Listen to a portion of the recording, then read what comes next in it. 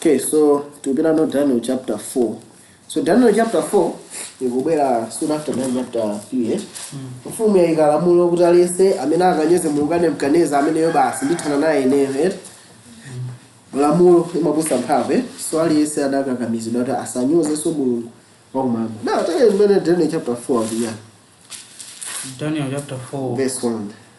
Lord wa Nebukadineza lantingwa ukulu.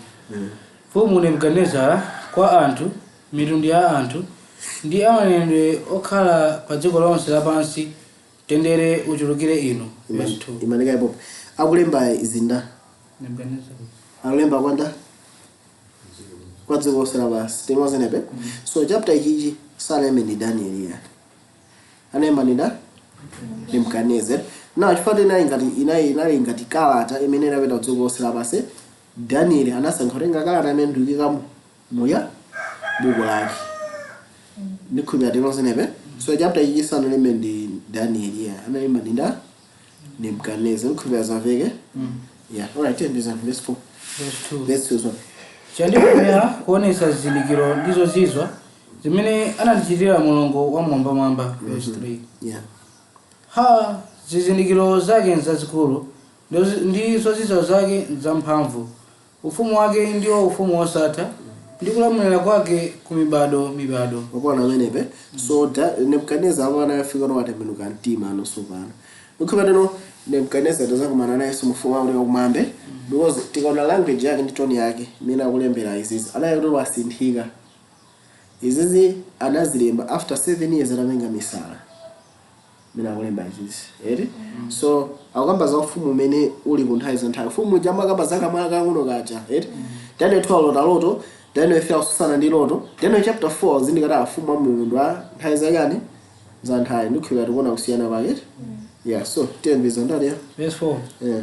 Ine Nebukadineza ndinali nkupumula nyumba mwanga ndikukhala mwaufulu mchinyumba changa. Verse 5. Ndinaona loto lakundiopsa ndi zolingira zapakama panga ndi masomphenya a mtima mwanga zinandivuta ine. Verse 6. Chifukwa chake ndinalamulira kuti aje kwa ine anzeru onse a ku Babulo kuti andidziwise kumasulira kwake kwa lotoli. Verse 7.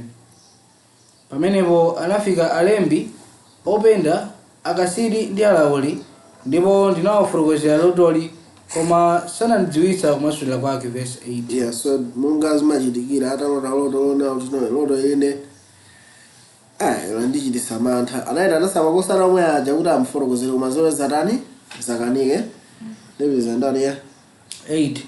Koma potsiriza pake analowa pamaso panga Danieli dzina lake ndiye Belisazara monga mwa dzina la Mulungu wanga amenenso muli mzimu wa milungu yoyera mtima mwace ndipo ndinamufotokozera lotoli pamaso pace ndikuti. Verse 9. Belisazara iwe mkulu wa alembi popeza ndidziwa kuti mwa iwe muli mzimu wa milungu yoyera ndikuti palibe chinsinsi chikusautsa undifotokozere masomphenya a loto langa ndalotali ndi kumasulira kwace. Verse 10. So apa pano pamene Nebukadineza atatoneseno loto lake limene anatani analote. Yeah, 10 verse ndati ya. Verse 10. Masomphenya a mtima mwanga pakama panga ndi awa. Ndinapenya ndikuona mtengo pakati pa dziko lapansi msinkhu wake ndi waukulu. Verse 11. Mtengo unakula nulimba ndi msinkhu wake unafikira kumwamba niwonekera mpaka chilekezero cha dziko lonse lapansi. Verse 12. Masamba ake anali okoma ndi zipatso zake zinachuluka ndi mmenemo munali zakudya zofikira onse.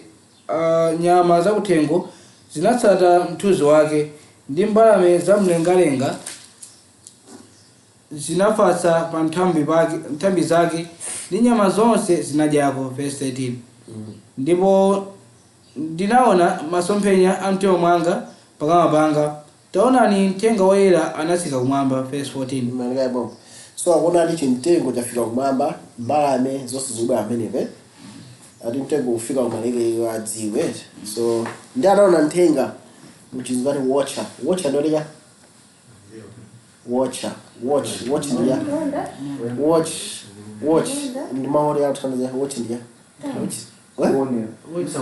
ngwangana watch ngwangana WATHCA watch ngwangana watch and wayangane yeah so abantu kuthavesa nonthenga mano nkhana kuni watch it tanza no pali ndithu angelo amene akuyanganira sininga maodi angelo chifano tikamangamba kumamba mchishira timangamba zanyana sidangere mano mchizungu pali mawe ena amati celestial beings celestial beings tikamangamba za mchizungu timangamba za terrestrial ndo tizokhala ya pantunde terrestrial extraterrestrial ndo kuti ndio zichokera kunje mano celestial beings ndo tikamba celestial bodies ndo tikamba za nyenyezi dzuwa mwezi celestial beings ndo zimakhala outside dziko lathu lino outside earth so tanati maochas on celestial beings and angelo whichever we don't know so mano kandi no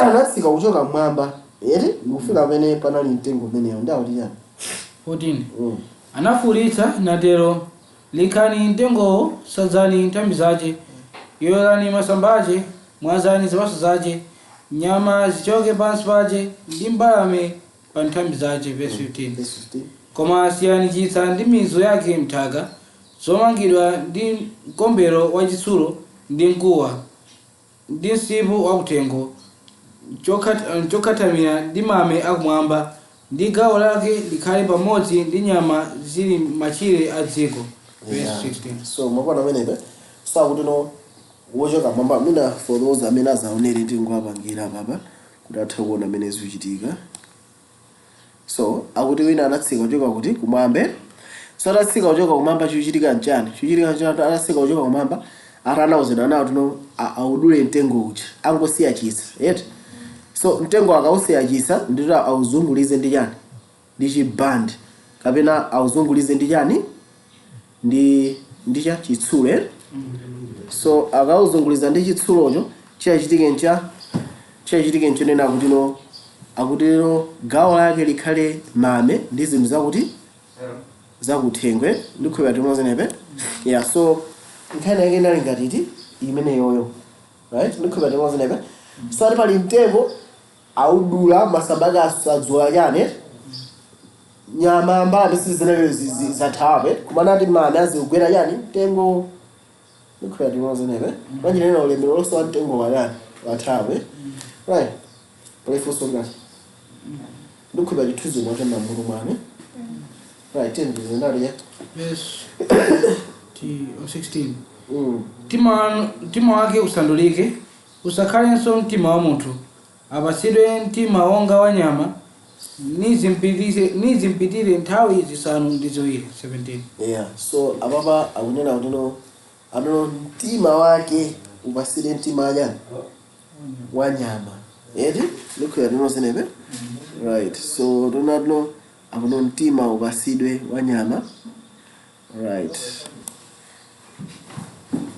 right so tili pa verse 17 so mtenga audula ndakupikiza natuno mujose chani mtima aja wa munthu ndi mwikepo mtima aja wa chinyama okay ndi mulowe mpaka nthawi ka 7 zidani suduseve right 10 reason 17 chitsutso ichi adachilamulira amithenga oyerawo anachifunsa nachinena kuti amoyo adziwe kuti wamwambamwamba alamulira mfumu wake wa anthu naopereka kwa iye yense iye afuna nautsira olubukira anthu verse 18 yeah so tikapeza verse 17 ano lamulo ilili lokuti no Nebukadneza tiona nawo nkhani makhuza Nebukadneza mano adifotokozera kuti zithandazira mano akuti no mujose mtima wajani wa munthu mwike mtima wajani wanyame lamulo ilili ndi lamulo la amithengawo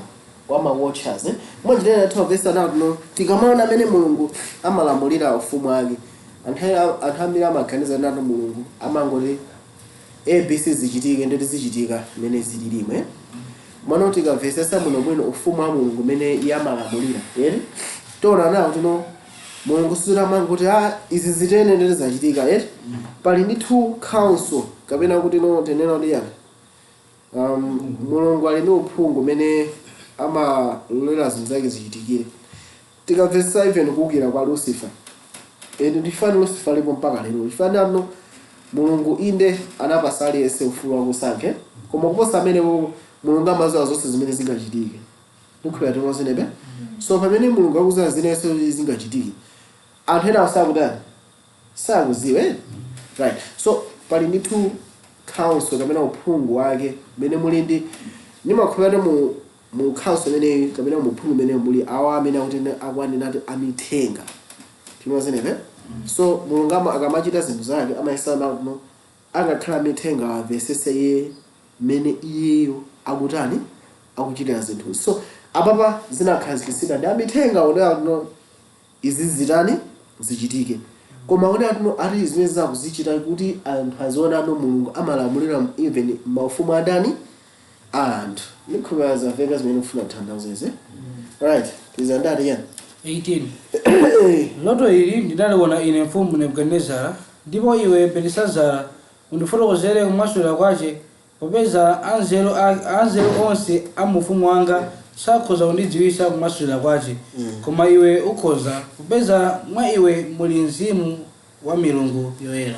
So Nebukadinezara anafika pozindikira kuno ngati zinthu zakanira ndi kwa Daniel kokha kumene yanga vesese kamvekesedwe kabwino. Tikona menebe. So anafika pozindikira ndi Daniel kamene angavesese zifanano mwaye muli mzimu mene ena mujani mulibe. Yede tembeza ndari yani. Daniel masula loto verse 19. Pamenepo Danieli dzina lake ndiye Belisazara anadabwa nthawi nansausa maganizo ake. Mfumu inayankha niti, Belisazara lisakusause lotoli kapena kumasulira kwace. Belisazara anayankha nati, mbuye wanga, lotoli likadakhala la iwo akudana nanu ndi kumasulira kwake kwa iwo akutsana nanu. Verse 20. So akuti yani Verse 20. lotoli ni la iwo kwa iwo amene akutani lotoli akuti ndaya. Belisazara anayankha nati, mbuye wanga, lotoli likadakhala la iwo akudana nanu ndi kumasulira kwace kwa iwo akutsana nanu. Yeah. So lotoli ni la iwo amene akudana nanu ndi right. So pa Daniel chapter 4 akumuzira kulu lotoli kufotokoza kwake kukhuza so angakhale yana Daniel. Right? Tembeza ya Daniel chapter 4 verse 20. Verse 20 ya. Tengo mudaona umene unakula nukhala wolimba nufikira kumwamba msinkhu wace nuonekera pa dziko lapansi. Verse 21. Umene masamba ake anali okoma ndi zipatso zake zochuluka ndi mmenemo munali chakudya chofikira onse amene nyama zakuthengo zinakhala pansi pace ndi mbalame zamlengalenga zinapeza pokhala pawo pa nthambi yace. Verse 22.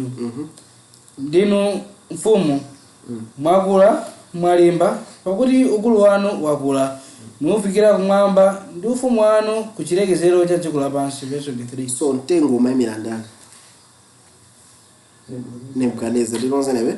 So akumuzara akulu ine mwakula eri ufumu wanu afika so kudziko losala yani lavase. So akumuzara no mtengo ukuyimira ndani? Ukumira inuyo. Nukhulupirira Yesu amvesa menebe. Right. Daniel 4 verse 23. Sono kuti mfumu inaona mtengo woyera wotsika kumwamba ndi kuti lekani mtengo ndi kuononga, koma siyani chisa chake ndi mizu yake mthaka chomangidwa ndi mkombero wachitsulo ndi mkuwa musipu wakuthengo ni chikhale chokhatamira ndi mame akumwamba ndi gawo lake likhale pamodzi ndi nyama zakuthengo mpaka zitapita nthawi zisanu ndi ziwiri. Alright. So tikaona memo pa utono mtengo muudule kumano musaononge chisa chake. Chisa tikuchizwe tikadula mtengo ndeti masiyano mizu yake ndipo tulukira pamene mtengo atulukira mu nthaka ndimene matikise. Yeah. So akuti mukaudula mtengo musechise musarana musaononge yeti ndipo mtengo mutenge ya chibande ngati ndo tutenga chibande ngati no chibande ya chisulo mudani mumange mtengo kuti usadani manjirano usakulese. Tendeza ndari ya 24. Kumasula kwake ndi uku, mfumu ndipo chilamulo cha kumwamba chadzera mbuye wanga mfumu verse 25 verse 24 pa verses ati chilamulo chadzera kuchoka kwanda kwa mwambamambe kumano mene amalota lotoli Nebukadneza kuti no ulamuliro chilamulo chonena kuti no mtengo wa udule chinachoka kwanda kwa mitenge komana apa pa Daniel kuti kumaso kwa nkunena kuti no lamulo lilachokera kwa ndani kwa Mulungu titawumiza zinthu zonso pamene so manjilena Mulungu pamene akulamulira zinthu zina eti osati zinthu zina Mulungu akamalamulira zinthu zake amaziyendesa kuzera kwa amithenga akapena kuti no ma watchers ndikho yadimo zinebe so tiona tikamazafika Daniel chapter 7 nena kuti no maufumu adziko ndi labasi kuti na uchoke wina ubwere amafunika atani ayezedwe maskelo Mulungu akuzoa kaleto zonsezi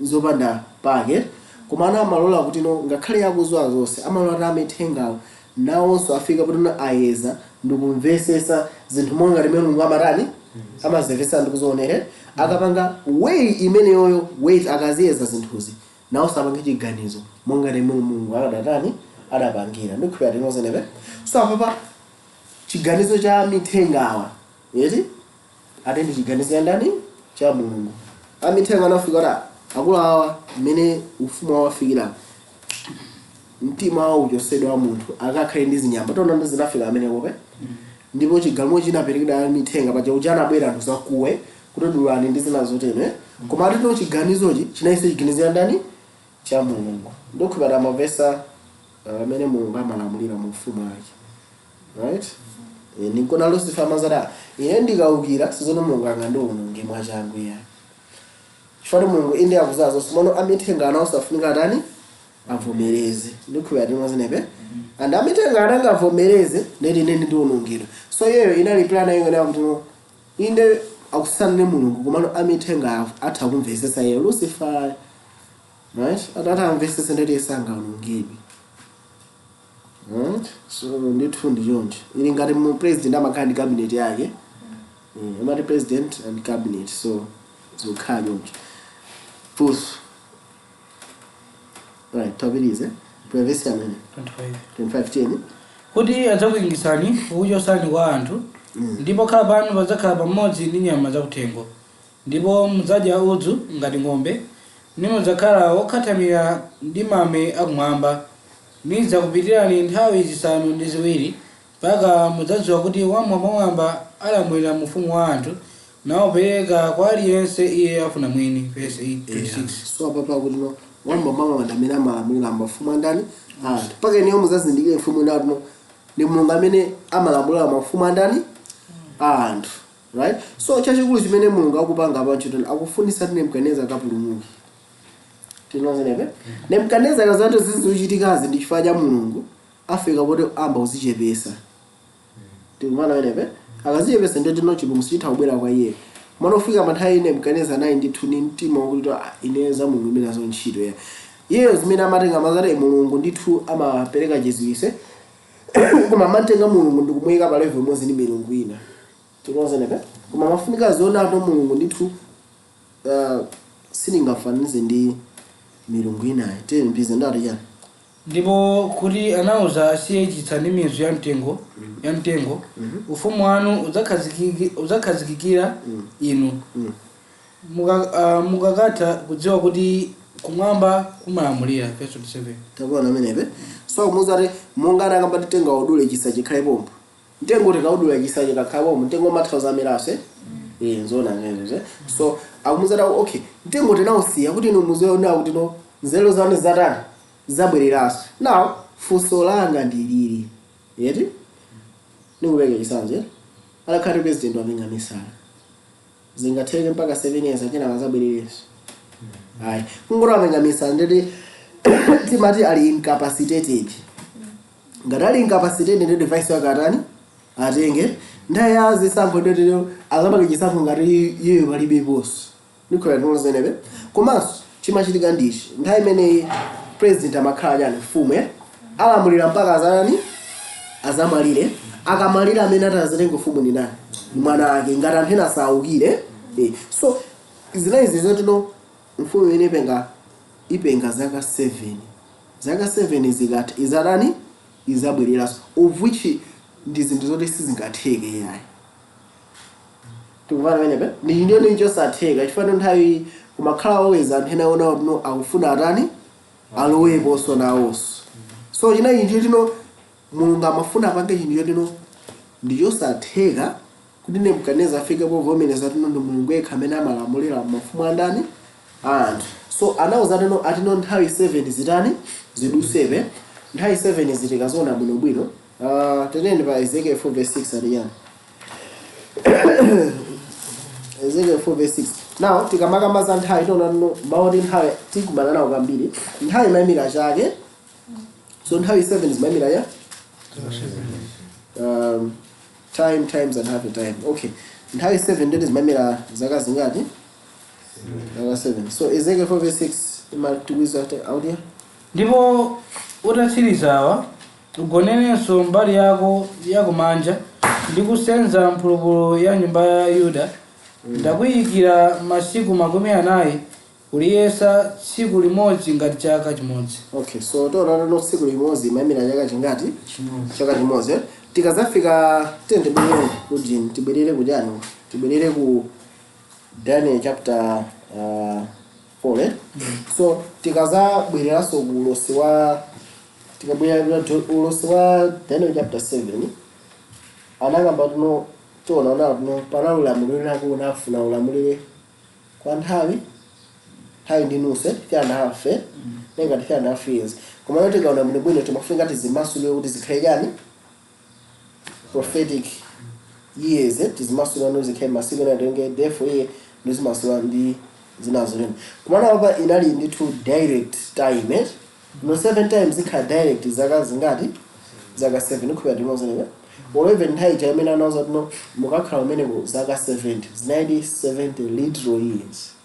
Right? So hapa anamuza dakhala nditu wamisa kwa nthawi zingati 7 zimene zimayadi zaka literal zingati 7. So Nebukadineza nditu anakhala nditu mu condition imene zaka 7 10 bizin ndali yani 27. Yeah. Chifukwa chake Daniel 4:27 imene tieni. Chifukwa chake mfumu kupangira kwanga kukomere inu. Yeah, so akumulangiza mfumu. Daniel yoja of course those that Nebukadineza sana asatira malangizo. Koma no malangizo anasatira after zaka 7 zinadani zinadosimenza tempizali ali. Dulani machimo anu ndi kuchita chilungamo ndi mphulupulu zanu mwa kuchitira au mphawi chifundo kuti kapena nthawi ya mtendere wanu italike. Yeah.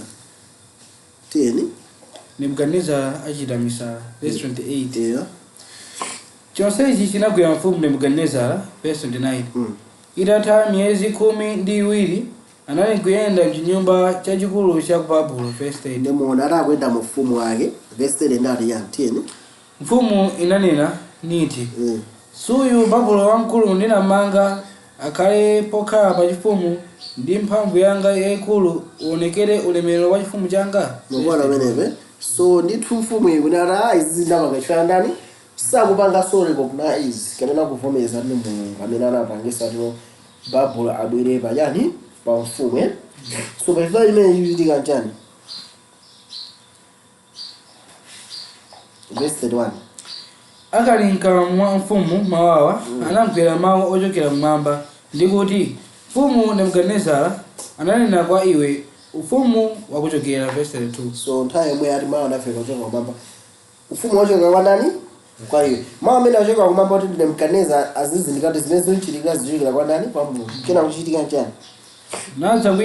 Nadza kuyinga kukuchosa kwa anthu ndipo khala pako udzakhala pamodzi ndi nyama zakuthengo adzakudyetsa udzu ngati ng'ombe nidzakupitira nthawi zisanu ndi ziwiri mpaka udzadziwa kuti wamwambamwamba alamulira mu ufumu wa anthu nawupereka kwa aliyense iye afuna mwini. Verse 33. Nthawi yomweyo anachitika mawu awa kwa Nebukadineza namuyinga kumchosa kwa anthu nadya udzu ngati ng'ombe iye ndi thupi lake linakhathamira ndi mame akumwamba mpaka tsitsi lake lidamera ngati nthenga zachombankhanga ndi makadabo ake ngati makadabo ambalame. Verse 34. So nawo ndithu zinachitikadi. Nebukadineza mtima wa munthu unachoka unamanga mtima wa chinyame ndipata nakhala kutiko kutchire kumene sukhala anthu ndipata nakhala kumeneko kufika poteno ati anamera zikhadabo zake zinawezatanika kwambiri zokhala ngati zachani zachinyame thupi lake limakhala ndi mame chani manjirena sanaiso ngati munthu ya sanakatisa kukhalanso pakati pa anthu so amakhala kuti amakhala kunja na muzaka 7 izizi anthu ena adakatha kunena ati basi ine ndi mfumu ya Babylon ineyo basi onse tu anthu adakatha kumphaso ndani Nebukadinezara isi datha uchitike onse zinyama zakuthengo zidatha kumudya mwaso sinachitike mpaka zaka 7 zinadusa ndikumalizika kina kuchina chitika nchani telefoni atatha masiku awa tsono ine Nebukadinezara ndinakweza maso anga kumwamba ndi nzeru zanga zinandibwerera ndipo ndinalemekeza Wammwambamwamba ndikumuyamika ndikumchitira ulemu iye wokhala chikhalire pakuti kulamulira kwake ndiko kulamulira kosatha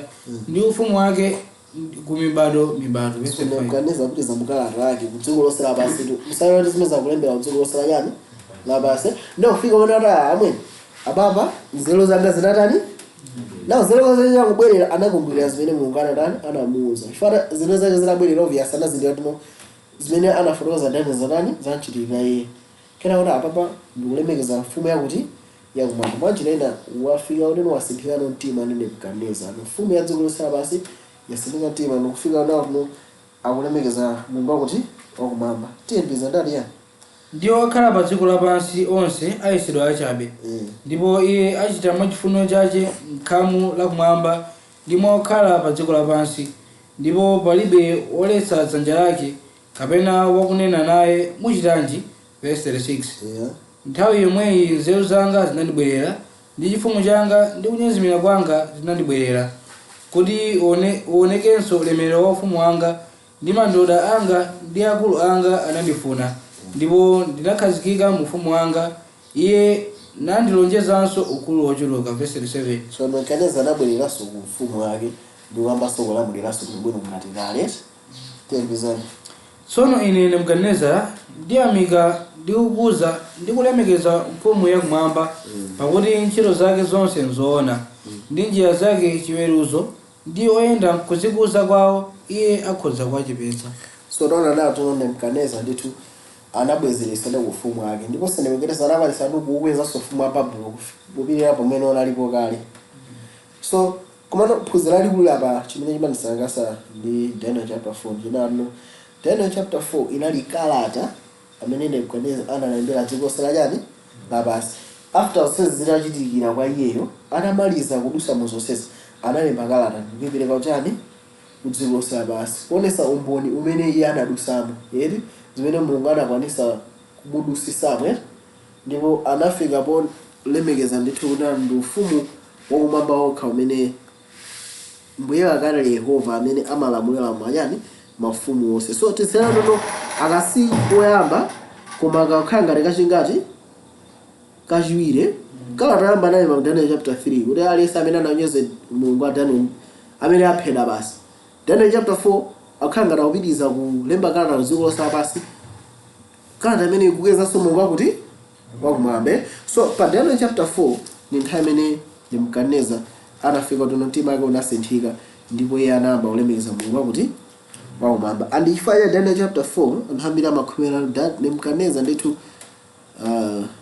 tikapitiriza kukhala mwa Yesu tizakumana naye so mu ufumu wakuti wakumwamba so ndithu Daniel chapter 4 ndi contribution ya Nebukadinezara ndithu imene imatha kuti ilimbikitsa ife kuti no Mulungu amatha kupanga chimene yakutani akufuna koma osati icho chokha komano pali ndithu ndondomeko imene Mulungu amagwiritsa ntchito akamapanga zinthu zake and funda imene ya amithenga ikhala ifunika kwambiri ikafika Daniel chapter 7 amen